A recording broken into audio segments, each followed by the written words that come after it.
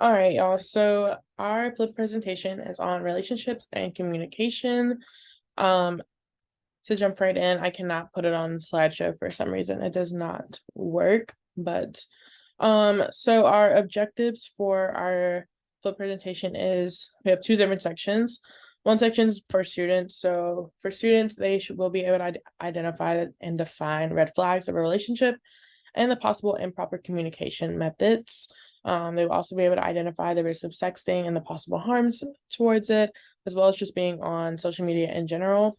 And then students will be assessed for their own personal opinions and what they gain from the lesson, with ways that they don't have to expose themselves in the classroom. They can do it privately, they can do it anonymously, etc. And it'll be a virtual assessment. And then for educators will be able to provide support towards students who may be experiencing these types of situations in their lives. They'll be able to incorporate ways to have an interactive environment where it is a safe place for these types of conversations. Sorry, I cannot talk. And then educators will reflect and assess themselves on what can improve and what other work could be done, because as we know in education, even if you do one thing, the problem is not always solved. You just have to keep moving. So the first thing we would have students do is before class, whether it's a homework assignment for the week before or whatever, we will assign a video. The video is only 4 minutes long, and we would either have them do either a time frame of it, or we'd have them watch the whole video. But the video is based on introducing the topics, and a reflection will then follow. And then our lesson would be based on relationships and red flags for middle grades, late middle grade students, so basically 8th grade, and then early high school students, so about 9th graders. Yeah, and then we'll discuss red flags, being online relationships for usually early high school students, but yeah. And then this is the video. I'm not totally sure why a lot of times girls would want to send pictures like that or send that kind of text. Why do I think people send nudes? To showboat. Sometimes people do it because they want to. Sometimes people don't want to do it and they feel like they've been pressured into it. If their friends are doing it and their friends are like telling them they should do it, they can just send the picture. Most guys don't think about the consequences that girls have. Sometimes you send that picture because you want someone to tell you that you're beautiful. And that's another form of obligation. All right. So the whole point of that video is to introduce sexting, red flags, being on social media, etc. But also it allows students to have more so a personal connection and really think out of the box and say, okay, maybe this is a real issue. It's not just an issue we're just talking about in class for a standard or anything like that, because it comes from teenagers. It comes from people that may be the same age as them, maybe their siblings' age, etc. So it's more realistic and it's more from the heart than just a old-fashioned video that we may have seen online or anything like that. Following the video, they will do a reflection. The reflection would be a 5-sentence paragraph requirement, give or take. And basically it's just going to say, what did you learn from the video? Did they have any personal experiences? What did they not like from the video, etc. Just allowing the students to have a little free range when it comes to that particular part before we actually learn and get into the actual lesson. And of course, we have standards. It'll follow the ISTE standards. And as educators, we want to teach our students how to be a digital citizen. In order to do so, we have to follow the 2.3C standard, which is based on allowing students to understand and create an environment where they learn the importance of safety, learning the legal and ethical practices when it comes to technology, which we will get into during each parts of our lesson as time goes on. So the first part of our lesson is based on sexting and relationships. So for this particular part of the lesson, they'll learn about digital citizenship and online relationships. Students will need to be aware of the digital footprint, which is super, super important. So basically what they put out into the digital world, whether that is photos, videos, tweets, posts, TikToks, Instagram captions, etc. It's always going to be there. It's always going to be in the background of someone's life.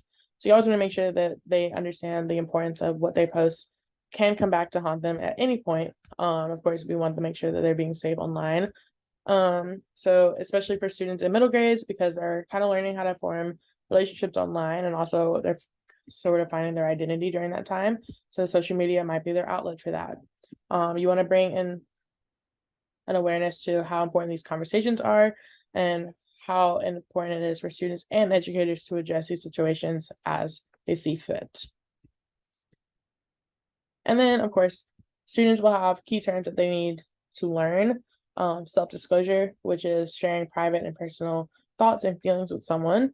Sexting, which is a digital sharing of intimate, whether it's images or videos with another person and or group.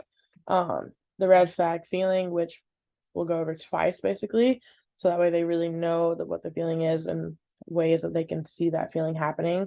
So basically when it's something happens on digital media that makes you feel uncomfortable, worried, sad, or anxious. And then this question will lead us into our discussion on red flags. How can we identify the risk and potential consequences of sexting? Which then will lead us into the second part of our lesson, which is chatting and red flags.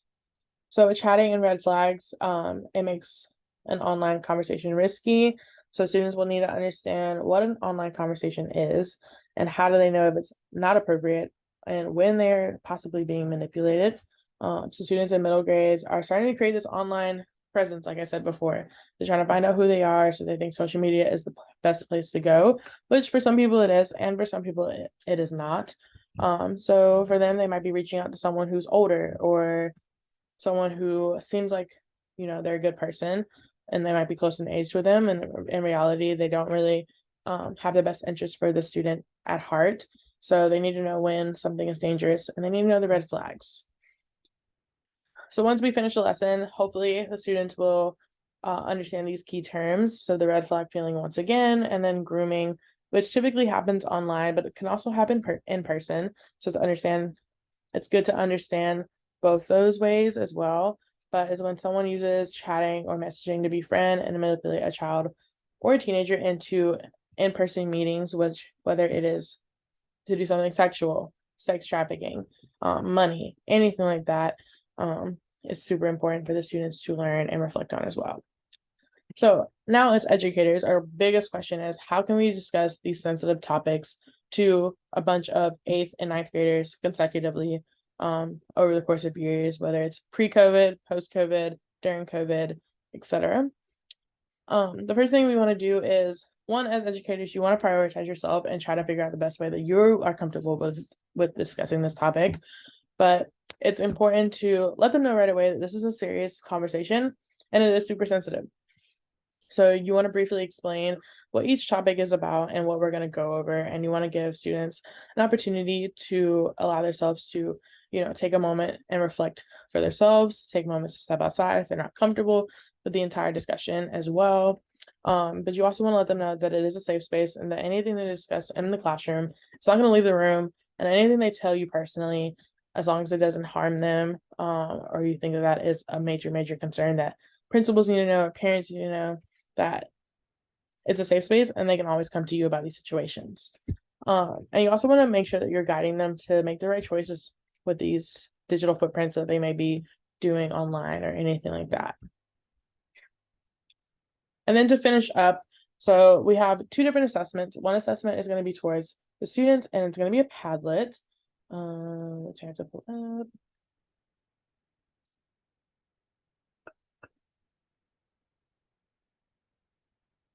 Sorry, guys.